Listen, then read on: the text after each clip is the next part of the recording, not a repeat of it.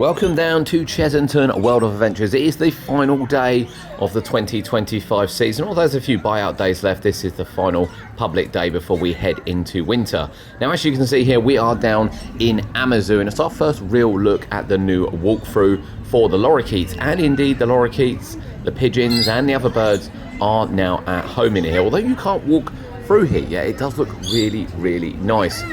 Now, we've heard a few conflicting things about this being either permanent or temporary, because obviously they did put in planning permission for it to go up the top to replace the flamingos. However, it does seem like this is only going to be suitable for birds. The enclosure itself certainly doesn't look like it's going to hold monkeys with the caging they've used around it. And we're not really sure what other birds they would put in here once it's done. It makes sense for the Lorikeets to be here, and I have to say they do look at home. So you can't walk through quite yet. But as you can see, they are indeed in there flying around. Now, what that means for the plan of permission which they put up the top, we're not 100% sure yet. However, we would like to see the flamingo stay, and indeed that area may be redeveloped slightly for other enclosures, but only time will tell on that.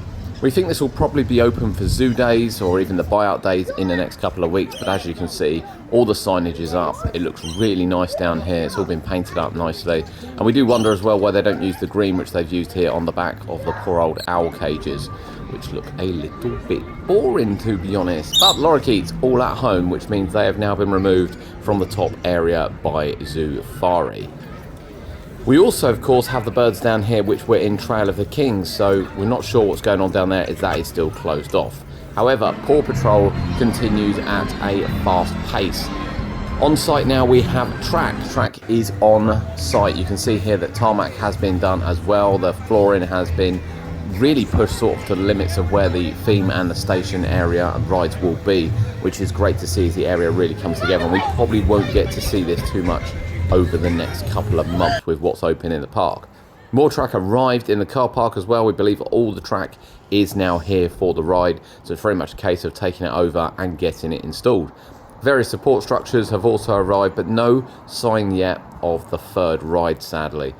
So we may not get to see that until it goes in, but we will of course keep an eye out. As you can imagine, plenty of bolts, plenty of construction material has also arrived, ready to put the coaster and the rides together. As you can see, the helicopter ride is still sitting there awaiting its installation. None of that so far has moved onto the site. We would expect the coaster to go on first. Now in 2027, the views are still restricted, but as you can see, groundwork is really taking place. Concrete is being poured, foundations are being dug. So it could be really interesting to see this area develop over the next 6 months when the park reopens again, because there's a lot to do down here.